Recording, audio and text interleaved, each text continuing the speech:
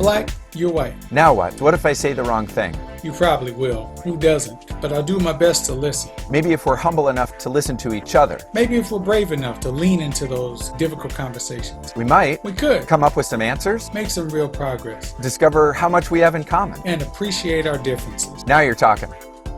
I'm David Conley, communications consultant. And I'm Chris Thurber, clinical psychologist. And welcome to another edition of I'm Black, You're White, Now What?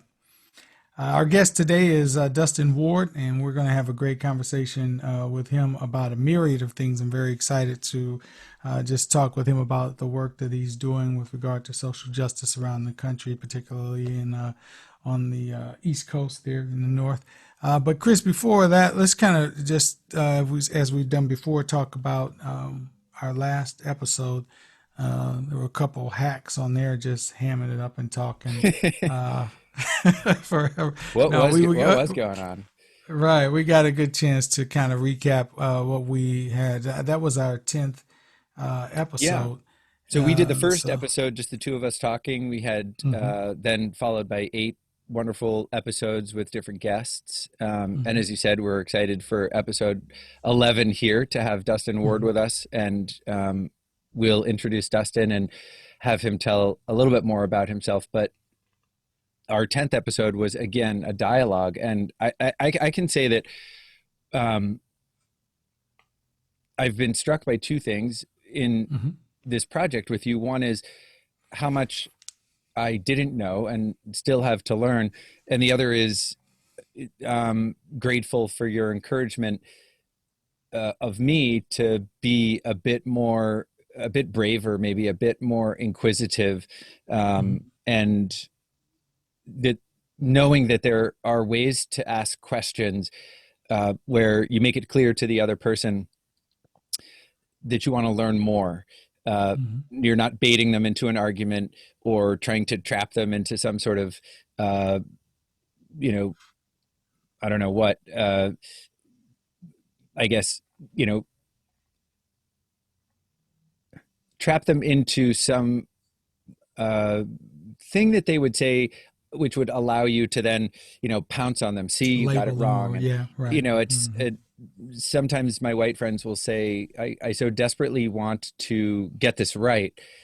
It meaning how you express yourself and how you nurture your friendships with your BIPOC friends. But they still feel like it's a bit of a landmine. And I hope that if people have listened to some of these episodes, they are feeling like I am, that it's less of a landmine if your mindset is, I want to learn about your perspective, fighting to learn rather than fighting to win, fighting to understand. I agree completely. And I think that I hope that, what people have seen by watching the episodes between the two of us, but also with our great guests, has been that you can, ask those questions as long as everybody knows that the environment is, a safe environment for those sorts of conversations. And like I said, you just kind of say, hey, listen, I want to understand this. This is not me being ignorant or trying to kick something off. I legitimately want to understand, and I'm asking because I don't understand. And that's the way you get that understanding. And I think that if you're having those conversations with reasonable people who are not set to argue, if you're having a conversation with somebody who just wants to argue, then that's not a conversation you should have with anybody. I don't care, what their background is, because that's going to be fruitless, because nobody's really trying to gain understanding, So I think that bravery can come from just proper communication and knowing, who that audience is, and not making any sorts of assumptions about people one way or the other, So no, I take that away, and I'm happy. I'll say this before we, start talking with Dustin. I am really happy with just our individual and what I see as our collective growth, because I'm growing in understanding as we're doing it too, like some personal understanding for myself, and just kind of understanding how difficult it is sometimes to have the conversation, because a lot of times for me, even, I feel kind of, I guess, like the flip side of what you're feeling. Like when you say, well, hey, I just want to make sure I get it right and I don't step on any toes or whatever.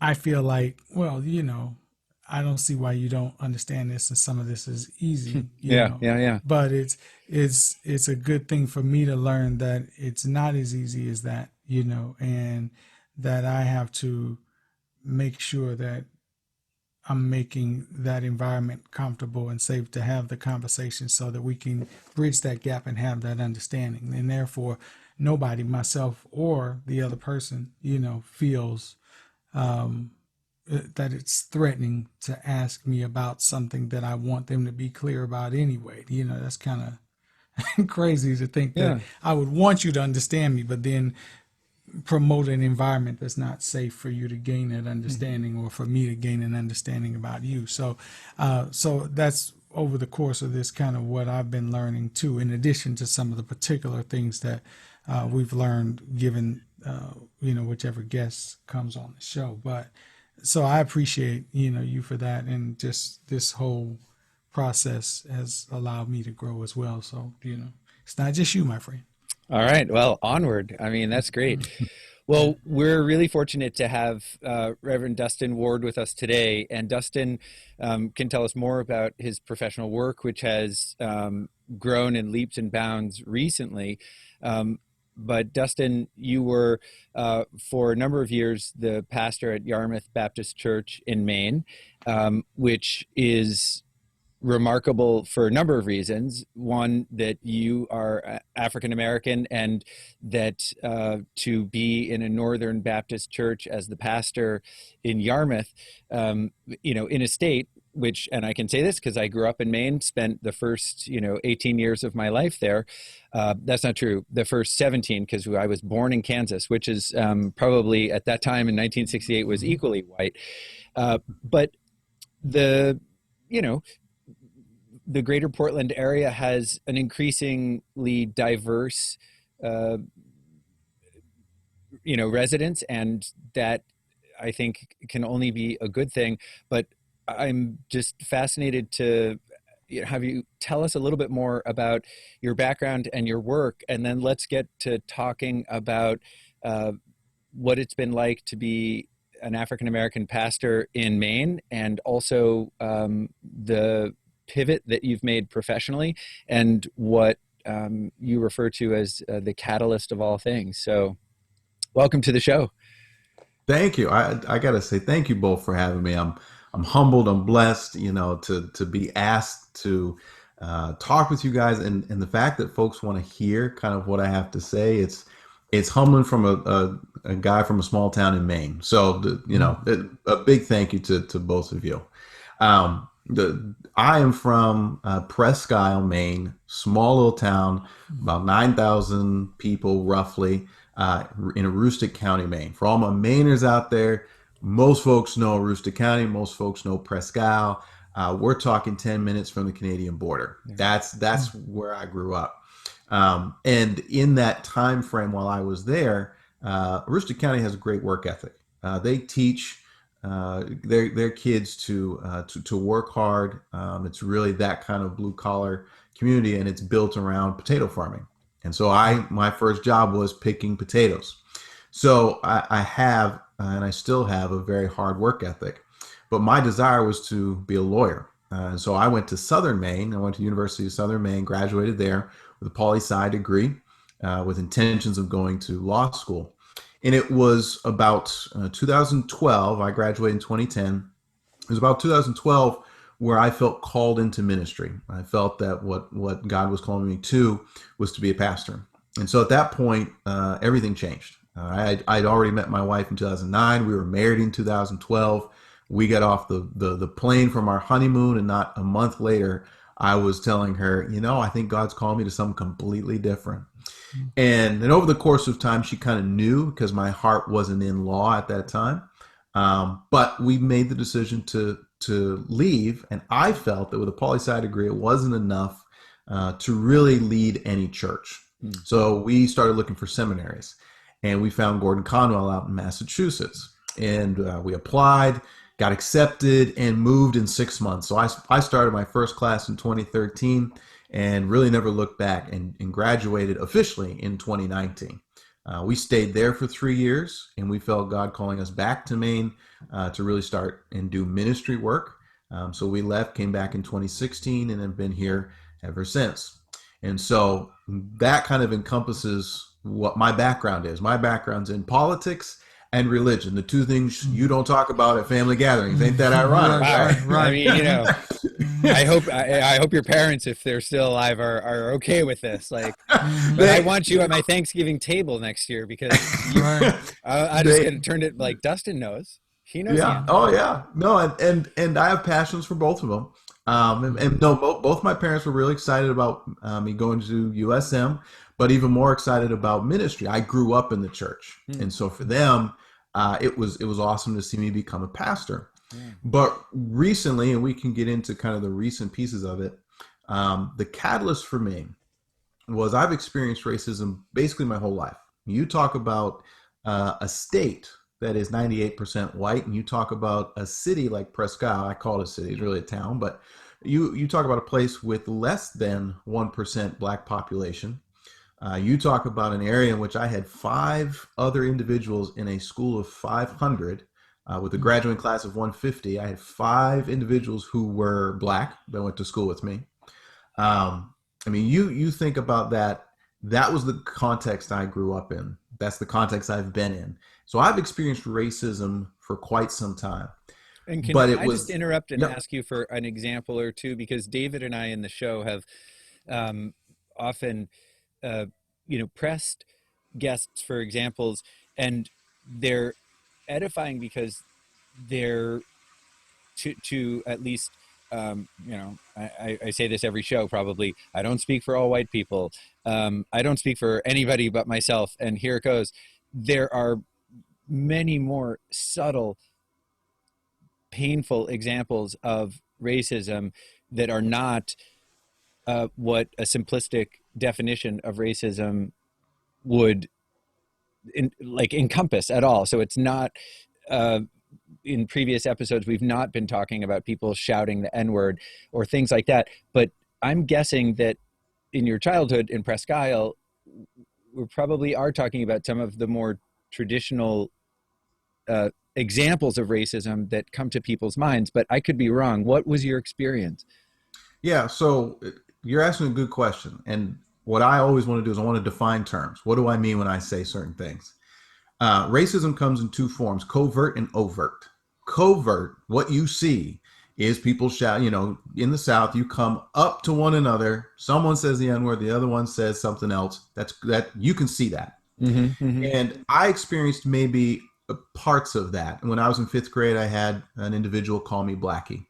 I had those kind of outward, you heard it, you knew it wasn't right. But we're young kids at that point. But then the overt is mostly what I experienced. And within the overt, I have reading a book called Racism Without Racist. And it's an interesting take on, and he uses some terms in there. He says things like colorblind racism or polite racism. That's the type of racism I had.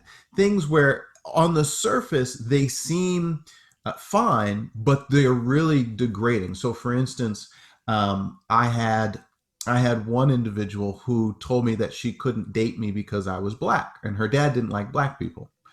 Come to find out, she actually just didn't want to hang out with me, but used my color as a reason for that. That's sort of that polite racism that uses your color to differentiate you with somebody else. Yeah. I've had folks throughout my years say, well, I have a black friend. And that's supposed to absolve them of all of the racist thoughts they could ever have.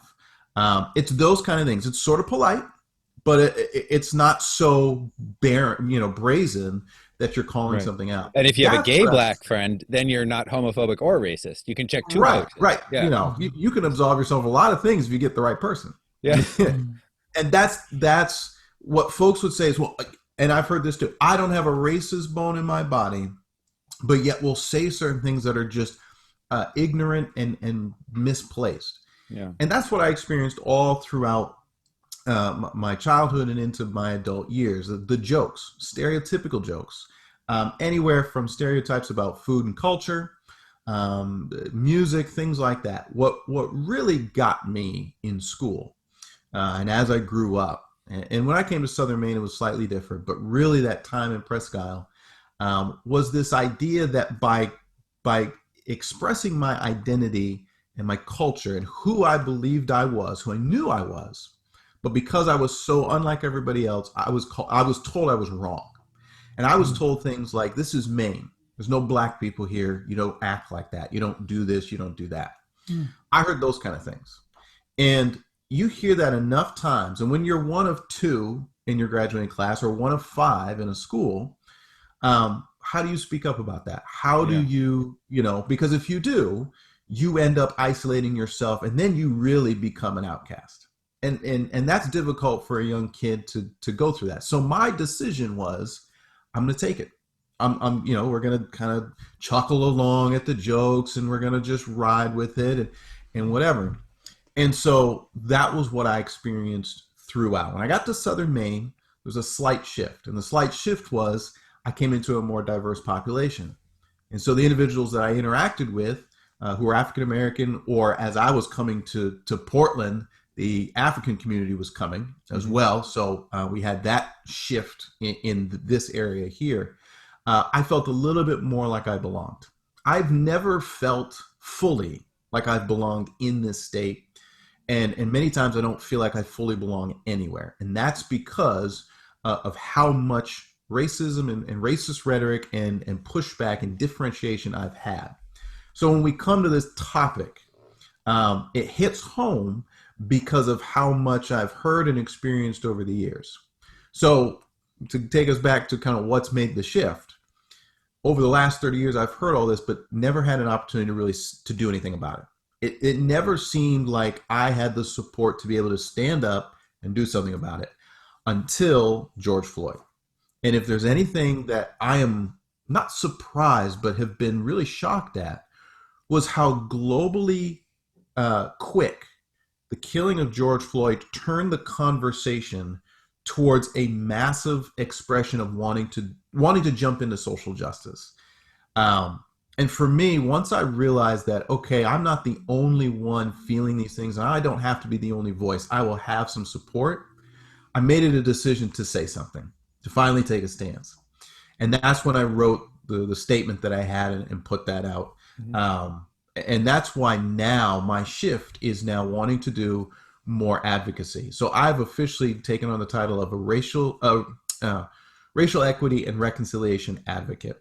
And I've started really my own business of trying to do advocacy here in Maine, because I want to start here. I think Maine needs individuals who understand both the culture of Maine, but Black culture as well, and can speak into racism that is this polite, colorblind racism that's really been perpetuating the issue. And so my focus is really on small communities in Maine that don't have the opportunity or haven't really had a good conversation or don't know where to go.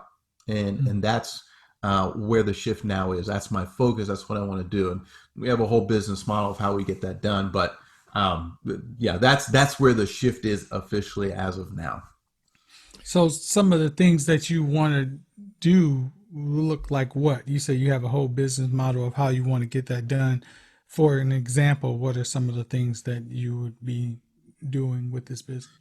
Yes, three parts right now. For the next 5 years, I want to focus on three things. The first thing is, of course, police brutality.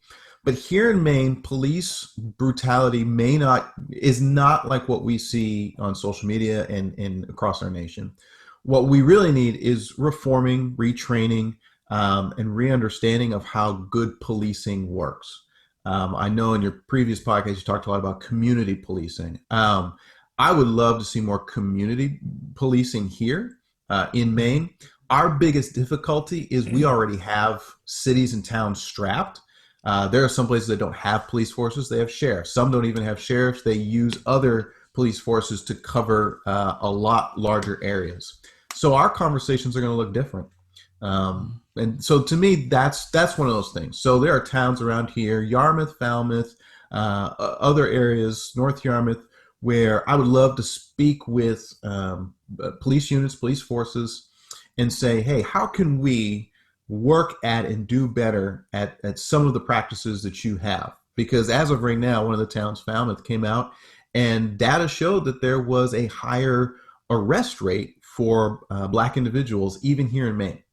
And the ironic thing is, when I talked with the town manager, he understood that there needs to be something that needs to be done. So I'm absolutely excited that there's an excitement behind wanting to do that. But that's the first part.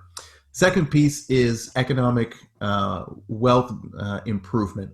I would really love to see, one, Black and brown individuals who are here in Maine, to see them improve and do better economically here and have better opportunities to improve their wealth. Because one of the major things that has really been a problem is that racism has caused a lot of Black and brown individuals to not be able to pass on wealth. That's really been a systemic issue. That includes housing, that includes businesses, that includes a variety of things. That needs to be improved, and I think we can do that here. The other thing for Maine is that our budget is built on tourism and hospitality. But given COVID-19, we have seen a decimation of that. Mm-hmm. So one of the things that I would like to do is work with individuals to bring folks from out of state in diverse populations to Maine to bring their businesses and to bring their money and make it so that they feel welcome to stay here. I believe one of the things that pushes individuals to not come here is this feeling that it's too white. I would never go because I'm not going to feel welcomed or comfortable. That needs to change because our population is slowly deteriorating. A lot of folks are moving out of the north, moving out or completely, away from Maine. So we need to do something about that. I believe we have an opportunity. And data shows that we've seen a 17% jump in home sales here in Maine from out of state. So people are coming, but I know that the demographic of people who are coming, and I want to be able to improve the diversity of the state, make it more welcoming, and really root out that racism that still persists so that when individuals come, they feel welcome. And then the third thing is reconciliation. It is the teaching component. It's educating, one, white individuals on the difficult conversations, things like what you guys have been talking about. But for those who may not know you, may not, even watch YouTube, we go into specific places, businesses, churches, schools, wherever, and we want to help educate. We want to bring that reconciliation piece and help people to understand how to come to the table and come to the other side and see what they've been missing out on. And that that doesn't include just white Americans. That includes Black Americans as well. I think Black individuals, even here in Maine, have had a disservice to them where they're not taught or shown or educated on ways in which they can improve themselves. And that includes just understanding, how do you make change in a state like Maine? What does it mean to be a mayor? What does it mean to be on the town council? What does it mean to get into places where you can actually make change? And so I want to encourage, Black individuals, Black youth and adults to take on those reins. How can we be better at doing that? So that's really the 3 points. That'd be the next 5 years, and we see what happens. We'll see which president we got in office. Things can change. But that's my focus right now, is what I want to do. And how are you intending to gauge the success of those things? Like what, say in the economic empowerment component of that, how would you be able to gauge in 5 years when you look at it to see, other than obviously, you have an entire population of Black billionaires now living in Maine, New Black Wall Street in Maine. I'm saying that would be awesome. But other than that, how would you gauge, whether or not you're being successful, or the degree to which, I should say, you're being successful? Because I imagine if you have, even 3 or 4 more people who now are able to pass on wealth to future generations, you would have to count that as successful. But I'm just saying, how would you gauge, the level of success? It would really be a collective of, have we seen more Black-owned businesses here in Maine? And have we seen more home sales where Black individuals have been able to acquire good, solid homes, especially, and this is what gets me, especially in places other than Portland and Lewiston. And this is what I hate about, not hate, but this is what racism does. It assumes that the Black population only wants to live in cities. And I can't fathom why we keep perpetuating that. So for me, success looks like, can Black and brown individuals find good, solid homes in some of these towns that have been way overpopulated with just one demographic? I do believe that there are good homes that people can afford and should be able to live in. And my success rate would be, all right, let's look at those areas that have been predominantly white, and let's see if we can shift the demographics so that you have a more diverse population owning good, valued homes. Because in every state, you got a poor section and you got a rich section, and there's somewhere in the middle. And I don't believe that we just invite Black individuals, Black and brown individuals, to come to our cities and put them in poor places. That's a misnomer that continues here, even in this state. That if we just make affordable housing or make it low cost, that somehow more diverse people are going to come. And that's polite racism is what that is. And so to me, economically, that looks like success. The other piece, if I was going to say success, I would want to see data from a lot of these towns, which probably isn't getting collected. What is their arrest rate? What is demographically? What does that look like? And how is our policing changing our communities? Do we feel more welcoming? And that's a hard one to do because it's not a hard number. That's more qualitative. But I would say let's go into some of these towns and say in 5 years, do you feel more welcome? Do you feel more safe? And do you feel like your police officers? That would be a big one for me. Do you know the people that are really looking about your community? So over 5 years, that number, if we could quantify it, should be improving. People should feel more welcome, which this is a safe state. I'm not saying it's not, but I don't know my police officers. And honestly, they scare me. I still have that feeling. When one of them's behind me, what have I done wrong? That should be gone. To me, in 5 years, that should be eroded. And I should look behind me and say, oh, I know who that is. I've met him or her. I've shaken their hand. I've contacted them. They came out to some of my community events. They were at a barbecue, whatever it is. That's what I would want to feel. That to me would be success. It's cool to hear you say, kind of answered the question that I was going to ask, which was, what are the ways in which the community and those in a position to look out for its best interests and protect it, whether that's mayors or sheriffs or police officers, people in politics, people in law enforcement. And you just gave a few examples of, come to my barbecue, be present at the, church bazaar, come to the local school play, things like that. Just really be invited, be welcomed, be immersed. And this is going to sound strange from someone who's kind of half of my career is giving workshops, but I think I would have hiccuped a little bit if you had said, and so I have all of these workshops planned that we're going to go police station to police station, and I'm going to, I'm going to do these workshops and I'm going to fix it, sort of one at a time.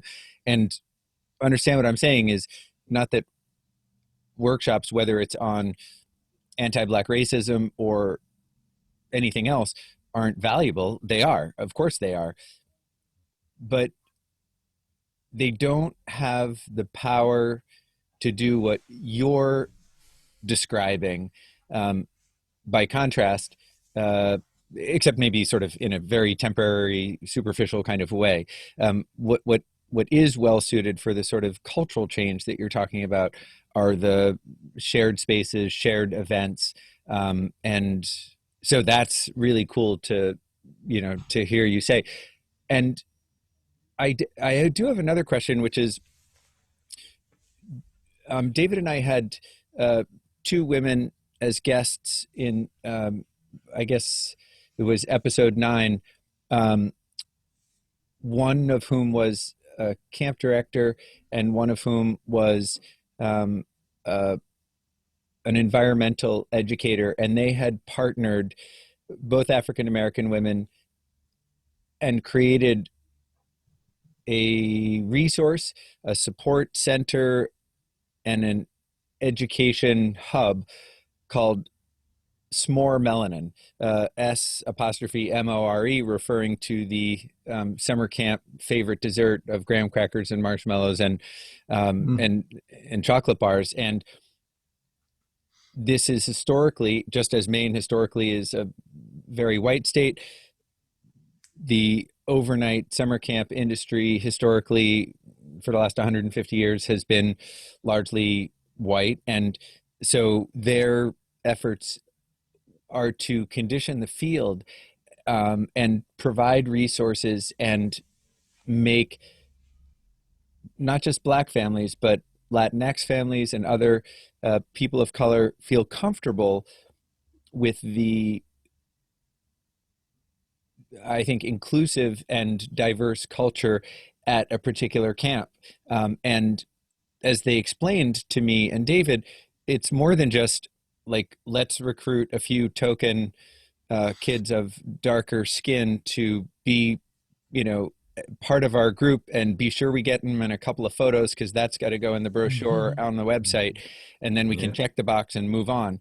Um, they're also fighting, as you are, against this, as you called it, like a misnomer, certainly a misconception that um, sort of all the Black people that we might welcome into this city or into this camp are, well, we're just going to assume that they're poor, so we'll offer them scholarships. And like, and then of course, what do all the white kids learn? Like, well, okay, this is great, and I made some new friends, and you know, so far all of my Black friends are also poor, and they're going to leave again with a misconception that perpetuates some of the polite or not so polite kinds of racism. Hmm. My question then for you is, how do you condition the field to make, say, businesses feel more um, welcome in a state like Maine? And when I say condition the field, I mean, what sort of preparatory work um, do you anticipate doing that will make those businesses really excited to come to Maine? Oh, you mean businesses that might coming in? Mhm. From a Yes, different yeah, place, sorry. right? Yeah, no. Now that I get it, yeah. One of the things I've been trying to do is strategic networking. Okay. So one, I'm getting some of these Chamber of Commerce uh, folks throughout the state and talking about businesses and how do we look and recruit. What is our best practices on that. But to make businesses coming in feel like it is welcome here and it is welcoming, Yeah. that's the work. That's why reconciliation and the economic piece have to go hand in hand. I want to reach out, and one of the things I am about to attempt to do is really search out certain businesses and say, okay, what are the things that are precluding you from coming to a state like Maine?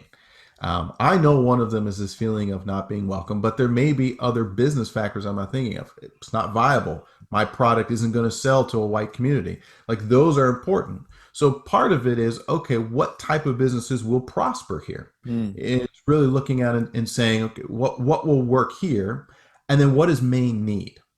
And then on the other end, the reconciliation piece, the teaching, is getting fertile ground so that individuals who come into some of these communities and working with town councils and such, to really say, okay, we need to get our communities ready for when I'm hoping, not if, but when we see an influx of new diverse groups. We need to be able to start having the conversations now, so that come a couple years when individuals come here, they'll be like, this is a different feel than what I thought it was. Mm. This feels different. This looks different. And that's the other thing too. And this is what's going to be difficult, is it's like playing chess. You're getting all the pieces, involved. A lot of folks who come to Maine from away come because they're on vacation. And they come to certain spots, they feel nice, they have their little vacation, and then they leave. That moment where they come here, we need to provide for them a picture that doesn't scream seafood, white, and rich. Yeah. in the sense that you couldn't make it here because you don't have enough money. That needs to be kind of thrown to the wayside. What we need to say is when you come here, one, you feel welcomed because you see other individuals that are either like you, that you resonate with, that you reflect, and they're throughout our state. They're not just in two places. We need to show folks that we have a diverse culture of a diverse culture that's in food, arts, music, all of that. And then we need to say you can prosper here, and you don't have to just make millions of dollars to go to Old Orchard Beach, not Old Orchard Beach, Kennebunkport, and that's it. So for me, there's a lot of chess pieces, and I'm trying to network to say, okay, what are businesses that will prosper here? What businesses does Maine need? Because we don't need an influx of just one thing. And how can they feel welcomed? And that welcoming starts with let's get in some of these places to really get that soil nice and fertile so that when individuals come, they don't have that feeling that they're not welcomed or that they don't Yeah. fit, those kind of pieces. And again, this is we're in the early stage of this business, so there's some pieces I'm still working through, but to me that's kind of been my focus. So I've been networking with other nonprofits, other organizations that reach out across the state to bring people in, and I've been working with town councils to talk about how do we get our communities ready. Because I've been trying to press upon mostly churches I'm in contact with, but other individuals to say two things are going to happen and they should happen. Portland's outpriced itself and it's so expensive. People are moving out and they're going to come north and they're going to go south. So the idea that somehow everybody's going to stay in Portland and only Black and brown individuals will stay in Portland is going to go by the wayside. And they're going to go into rural areas that are mostly been predominantly white. And so the last thing that you need is to have what's going on in our country, which is divisiveness. You don't need to go into a place like Brunswick or Brewer or Waterville and create more of that divisiveness because we haven't had the conversations about race. Yeah. We haven't really talked. We haven't laid the groundwork. Let's do that so that when individuals migrate north or south or folks come from outside the state to stay here, that we're ready for that and that they can prosper well. Can I just add one more? Can I add point number 4 to your business plan? Yes. Okay. Be the governor of Maine. No joke. I am not joking. I mean, you would just, and I mean, you would be an amazing governor tomorrow. Thank you. Seriously, you have an understanding Chris, of the future culturally, economically. And again, this is a state where I grew up and I only live, an hour. Well, I live 20 minutes from the border, but an hour from where I grew up here in New Hampshire, also a very white state. And I don't know about you, David, but I haven't heard someone articulate, as Dustin just did, on a macro level, what is necessary for this dream of, truly inclusive and welcoming communities. And you're not just talking about this afternoon, but, years from now. I'm struck by how well thought out it is, and so here's my my question, and I consider this, I guess, kind of some brass tacks there, D-Dub. I'm gonna call you D-Dub. Forget, he calls me Doc. Everybody has a nickname. Right. Everybody has a nickname.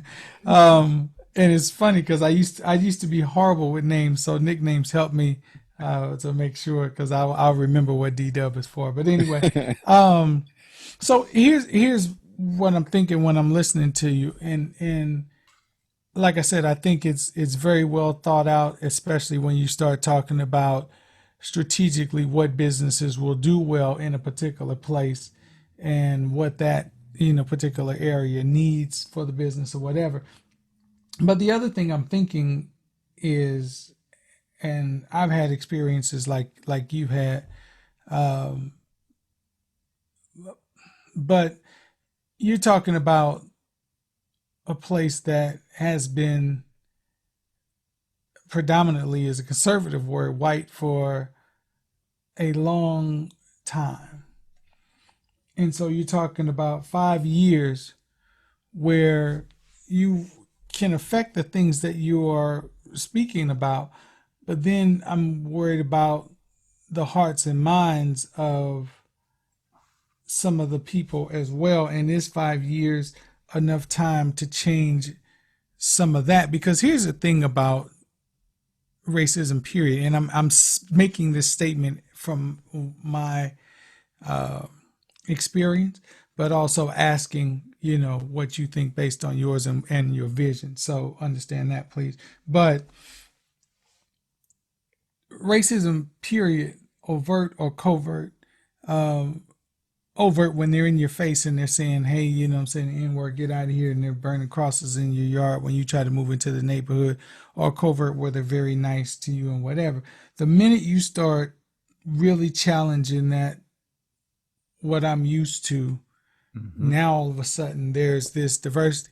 Things come out of people that they didn't even realize was in them. So people who thought before, well, I'm not racist and I don't have a racist bone in my body because Dave is my black friend, suddenly find themselves doing or saying things that they never thought they would do or say or whatever because of that. It's a reaction because of that fear of and we talked about this on another show, and Chris was bringing it out, of losing what you were used to. Yeah. You know what I mean? And that's a certain normalcy, a certain control over your community and your environment, and certain things that you were talking about that have been put in their head for years. This many black people moving into my area means crime is going to go up. That's what that means, because they're criminals.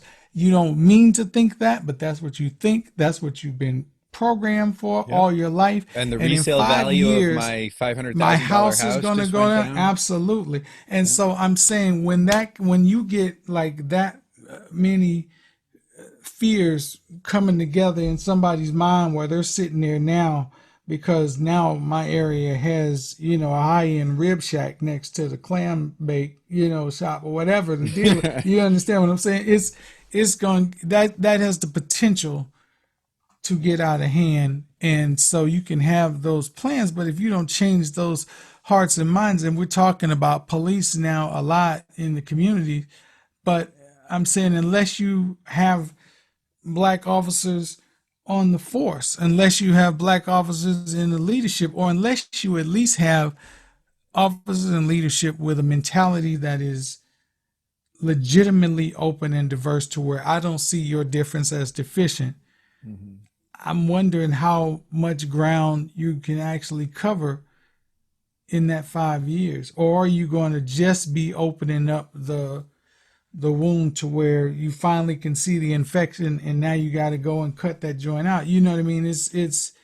I feel like 5 years isn't, like, even if you're very successful in that 5 years, you're going to run up against that in a very serious way. That's been my experience in very white areas.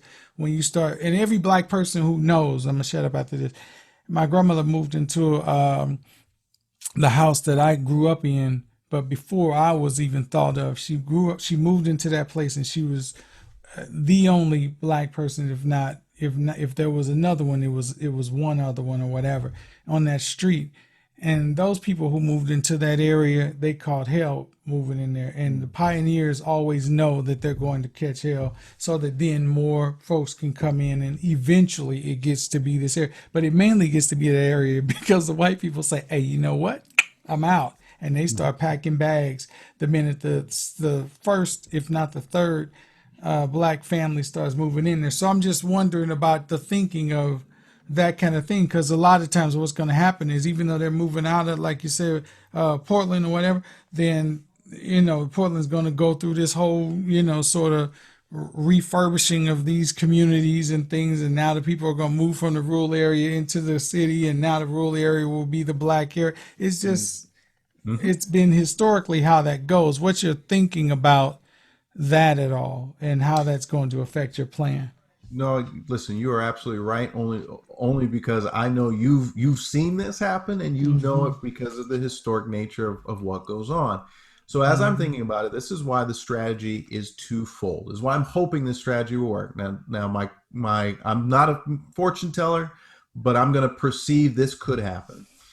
If we can get individuals in this state especially starting in the southern part of the state. This is where I'm at. In the southern part of the state, there is this desire and this feeling to do something. White Mhm. individuals here want to be able to change their racist behavior. So it's a lot of anti-racism, race equity, racial justice.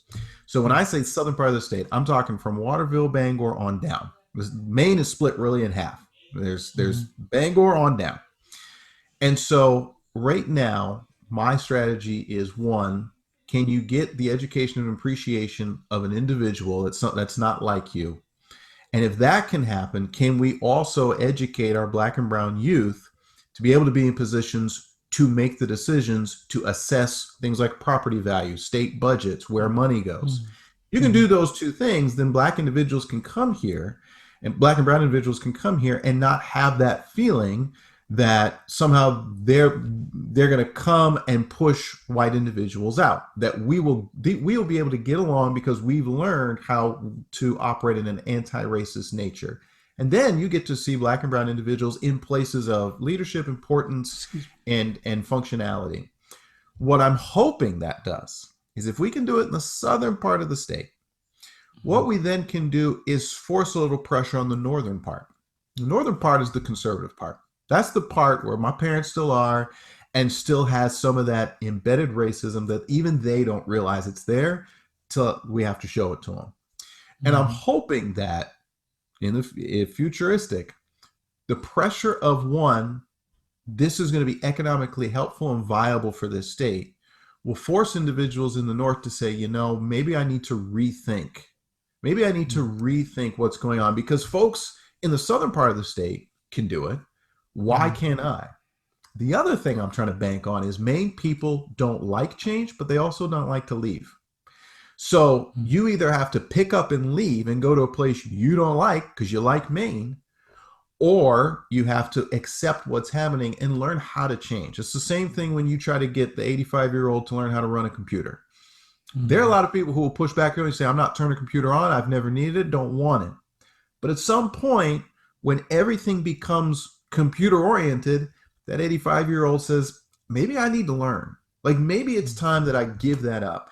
I'm hoping that as we see this southern area, which is, it's ready for change, it's folks have been excited and desiring to go into an anti-racist mindset.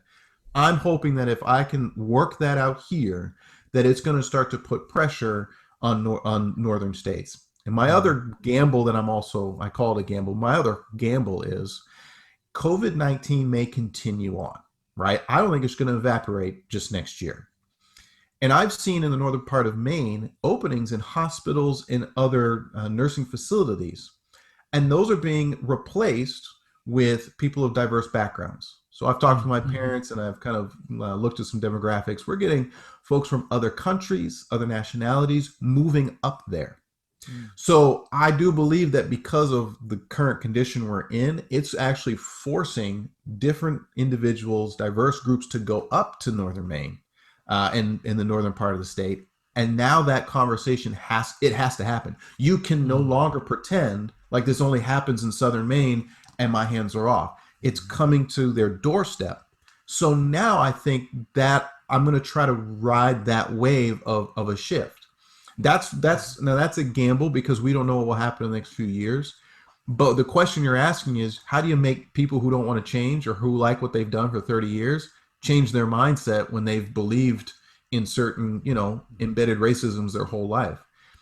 Some of it I'm hoping is peer pressure. Some of it I'm hoping is that when you see the economic viability that this state could have from respecting another race and from Mhm. welcoming them in, I'm hoping that will make that shift. Now, 5 years is just we put a timestamp so that we have a goal.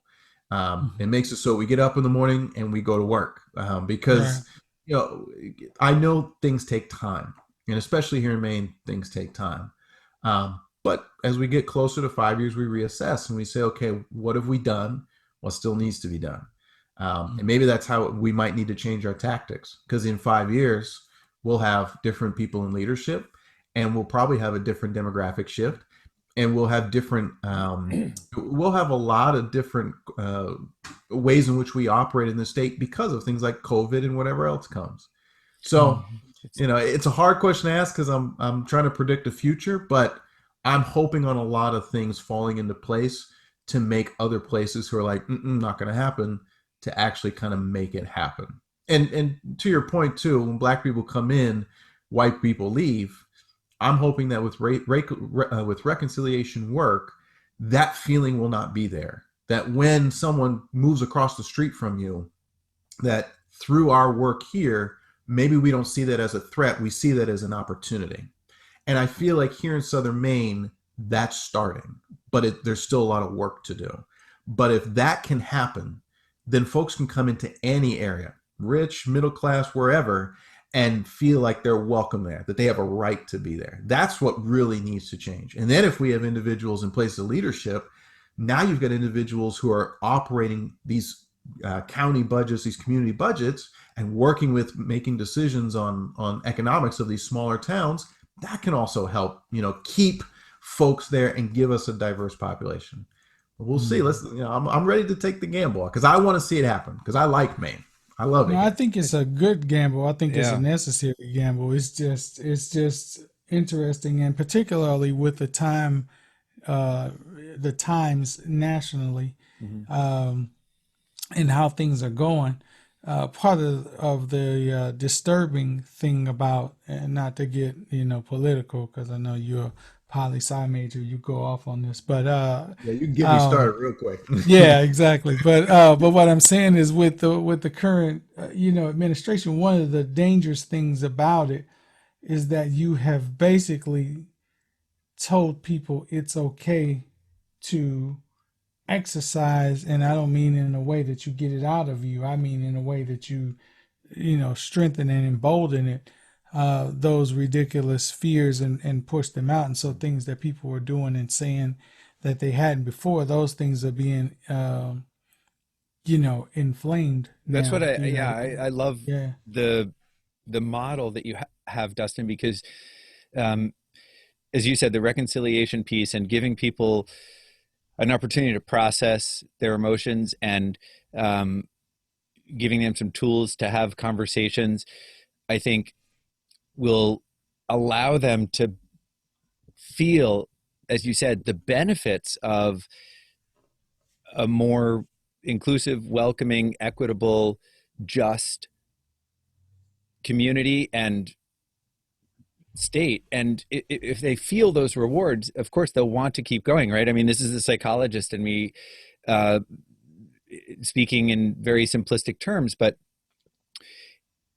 as David said, stoking people's fears doesn't lead to the same kinds of interpersonal, economic, and emotional rewards that that giving people tools to communicate does, or letting them process things. So I'm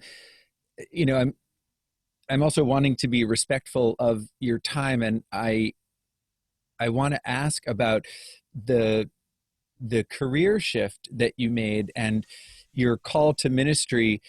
And truthfully, you may conceptualize what you're doing right now as a kind of ministry. It may not be as directly linked to scripture, but again, speaking for myself, I mean, this is very much God's work that you're doing. And I don't know who could argue with the goal of bringing people together and be more welcoming and more peaceful ways. And I want to hear what your parish, how your parish responded when so much of the social justice, I don't know. I don't want to mischaracterize your emotions, but the motivation to work toward greater social justice was stirred in you. And we'll put a link on the YouTube version of the show to your treatise, your statement, and website, but so folks can read that. But what happened when you shared with the Baptist Church in Yarmouth this is really the direction I think we should go, or just expressed your views about the importance of social justice. One of the things that I thought was important was to actually state it, not just to brazenly say some stuff on Facebook and write a simple post. For many Black and brown individuals, and for many African Americans in this country, what happened to George Floyd sparked kind of an overpouring. And I'm saying this general, I know, and Brother David, I don't know how you felt, but I'm assuming that many of us, there was a buildup in us from a while ago that this wasn't just kind of stirring a pot of soup. This was boiling water that had been really compressed, and we just took the lid off and it just started going everywhere. Like, this was it. This was kind of that boom, something finally opened. And a lot of us felt that we needed to just unload. Like, we were so upset that it felt like it was time to do something. So the reason I made the statement was because I felt I couldn't sit by any longer and let all of this stuff continue on without actually taking a stance. And I thought, as a senior pastor in a church, what better opportunity to lead one of the hardest groups towards understanding of what is happening. So I wrote the statement, edited, my wife read it. Some other folks looked it over before I presented it as an option for where I felt the church should be. And unfortunately, the church did not feel that they could stand behind it. And there was a couple of reasons, some of which I won't necessarily get into, but what I basically heard was, it's too political, it's too angry, it's too rough, sounds like a rallying cry, all this other stuff.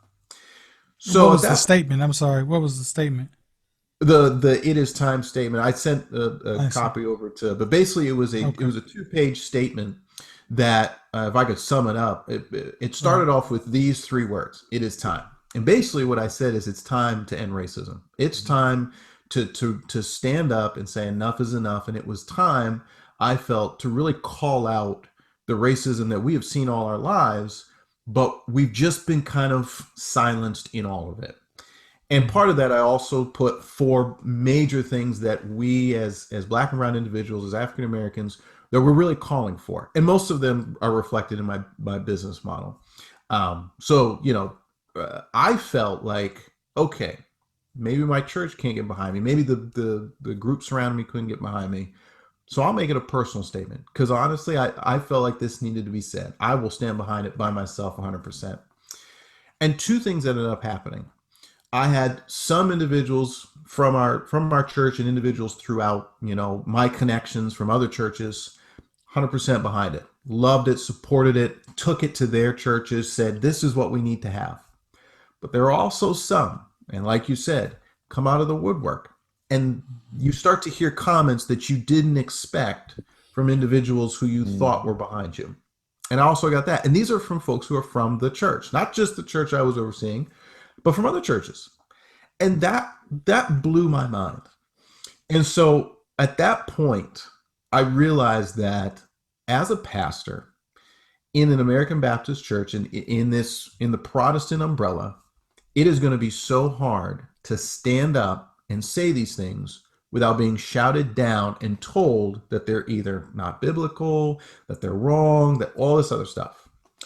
So I made the decision to say, I'm going to step away from ministry to pursue what I should have pursued a long time ago, but this was the right opportunity, because politics was, part of my bloodline too. I love this stuff. I love standing up and learning about how do we make change.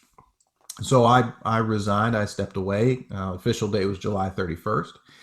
And I began to reassess, okay, what is it we're called to do? What is it we need to do? And so my focus, really with the reconciliation piece, and if I could say why I went into that aspect of it, I really felt like white individuals needed tools in their tool belt to understand, why are we upset? Why are we angry? And why things need to change. And that's why what we're about is it's not political, because I don't care necessarily who you vote for in a broad sense, even in local politics. It's not about forcing you to pick my candidate. It's about giving individuals tools in their tool belt so that when they hear racism and racist comments, they too can stand up and speak out and say, we're not going to have any more of that. That's my desire in doing all this, is because I think white individuals, especially here, yes, there are probably some who are just flat out racist, don't care about change, don't want to change. But there are some individuals who then approached me after all this happened, and I could tell they want to understand. And I wanted to encourage them. Right now is a time to listen and hear. So back in August, it was a time to listen and hear the pain, hear the hurt, empathize. But now we're in September and October, and I think now is the time to give tools for the tool belt and to say, here's the history. Here's why protesting is what we are called to do, because we're so fed up with this. Here's why you're seeing what you're seeing. And so, that to me was kind of the driving force of why I even started the business in the first place was, let's get white individuals to come to the table and learn how to speak out. This shouldn't just be on us all the time, because guess what happens in the system? We get shouted down. The laws aren't created equally here. Yeah. So, but if we can pull in white individuals and help them understand what it is we're speaking out against and get them to speak out too, we can make a different change. Something can actually move forward. And this is the same, this is not new. And I know that because back during the Black Panthers did the same thing. They reached out to marginalized white individuals and other groups to basically do the same thing because they couldn't, it was hard to stand on their own.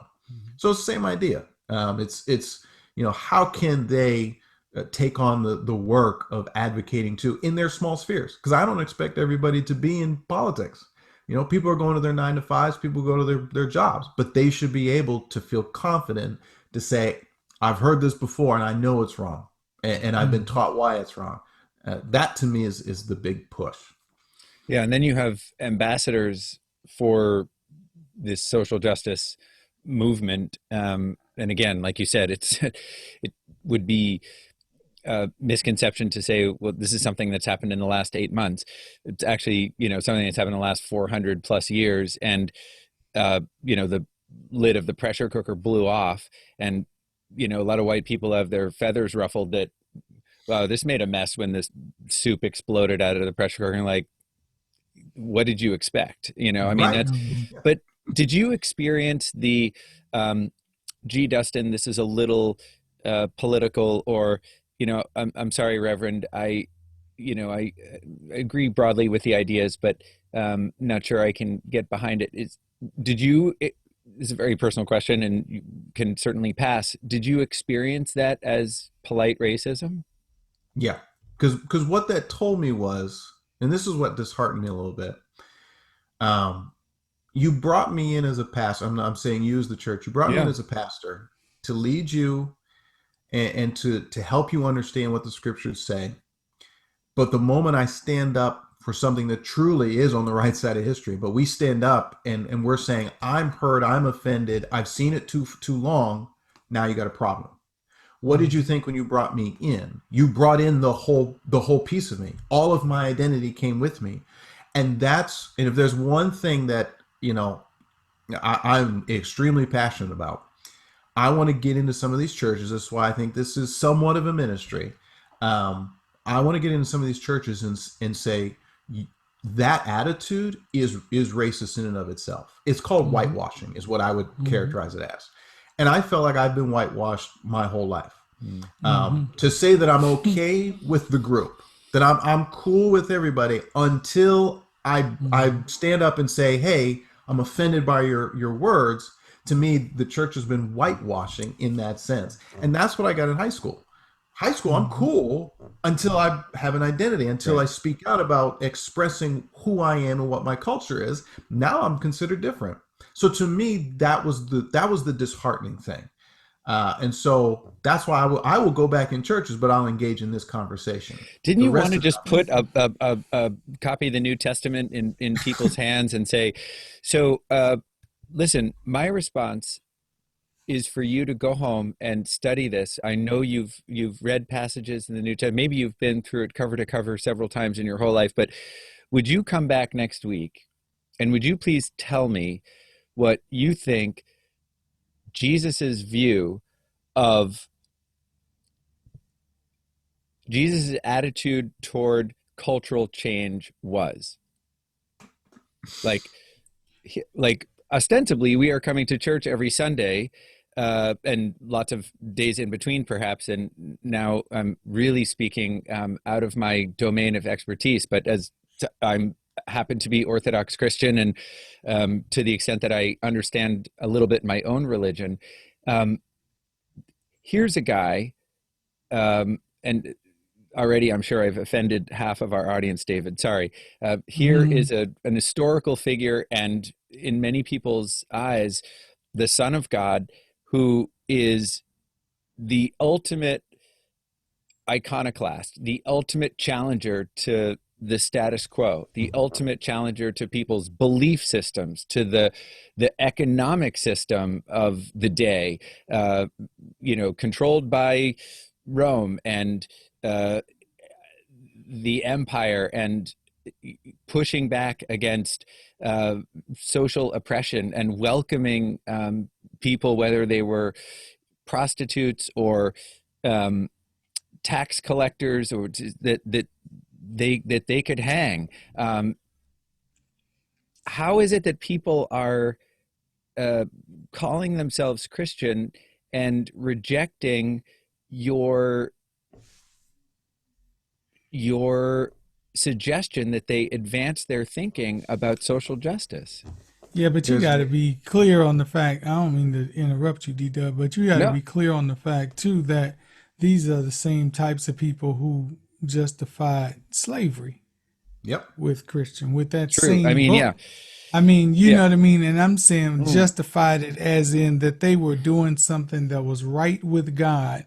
I'm Yep. saying people can do all kinds of let me tell you about the whitewashing, and me and you, brother, are two, kind of different hues of the black, you know what I'm saying? But Oh, I I know. Yeah. still, because I could talk, to people and express myself, and oftentimes was writing and things like that, and could kind of get along with folks, they tended to whitewash me too. I was fine, I was non-threatening because I wasn't going around demanding anything until such time as I said, hey, I'm black, until that came up, Yep. I was cool, and it's interesting because and when you was saying that, I flashed back to so many times in my life that was like that. That because I was talking to a guy one time when I was in college, and I was in a theater thing, and I was talking to him about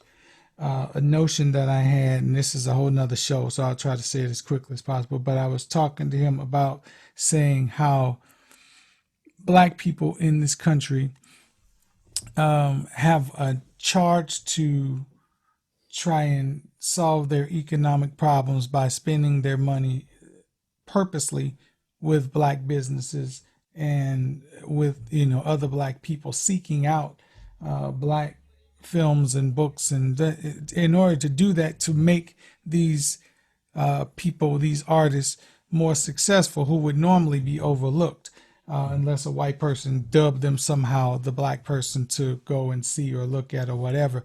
And you have to do that because you cannot wait on white people to do it for you, because historically we have been let they've let us know that it's not necessarily in their interest to do that.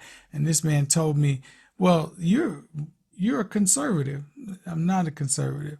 I'm not saying that absolves white people for the crime that they had. The minute I said that, he and I stopped being fine. We were cool as long as I was not saying anything that was saying, hey, listen, you have to stop doing the stuff you're doing. You got to Yep. stop doing that because you're hurting people. The minute I said that, though, we stopped being cool. It's just interesting how, that's happened, that they don't understand that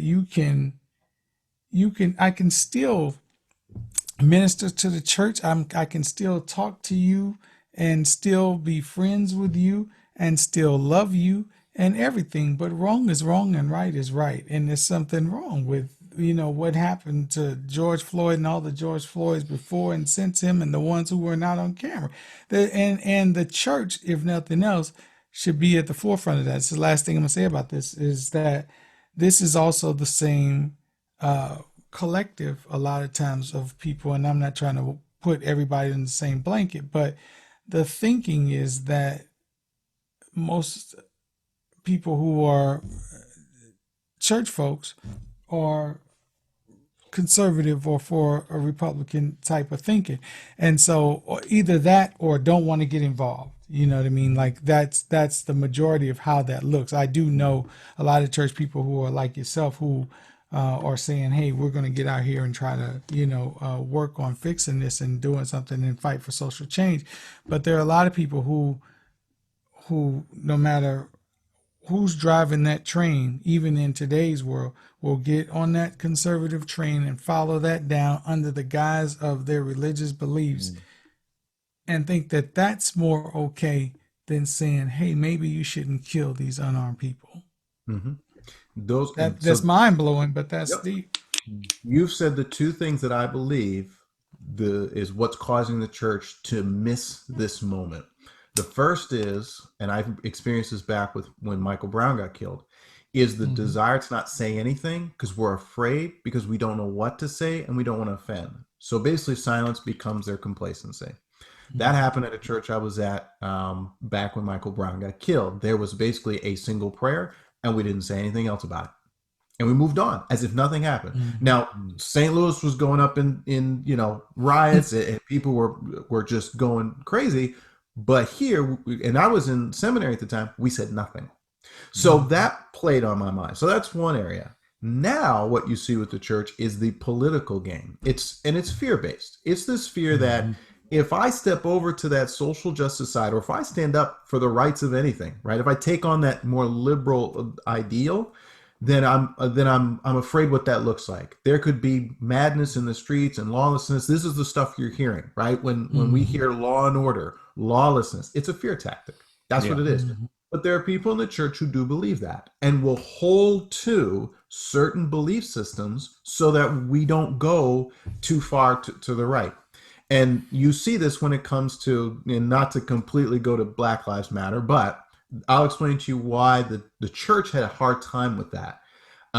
It's because, and poor Black Lives Matter, they took on too much. They added the LGBTQ agenda, and that's great. That's a great cause to have. But when you do that encompassing everything else, you're doing so much that's what's causing a lot of church folks to say that's a bad organization. And I keep thinking, but Black Lives Matter never was out here saying they were trying to be a Christian organization. They're an organization that has a focus that says we want to be for the rights of certain individuals. But the church takes that and says, well, if you don't believe like I do, and I don't believe in that piece of it, then I can't believe in anything you do. So, Chris, when you're asking the question, why can't the church see this? The church can't understand why we're upset. They can't understand anger. They can't understand how overly hurt we are from what we've seen for so long, because it's the church that's done a lot of the damage. Not just put this idea that God had instituted, slavery is okay. You talk about manifest destiny, the right of individuals to come through the country and displace people who are originally here because God said so. Yeah. It's called a bad interpretation of biblical knowledge. Yeah. And that's what scares me, is that it's easy for just any Joe Schmo to take a holy book and perpetuate something that's not there.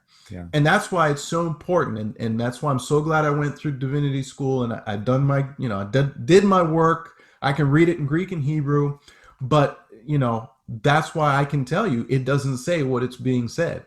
And if we think reconciliation starts from Old Testament narrative. It's bringing two things into congruence and into right standing. It's God taking man who was displaced because he was sinful and reconciling him through Christ. It's an age-old story, but for some reason, when we want to talk reconciliation about bringing white individuals and black individuals displaced by racism, for some reason it's not a Christian thing anymore. It's some political liberal thing.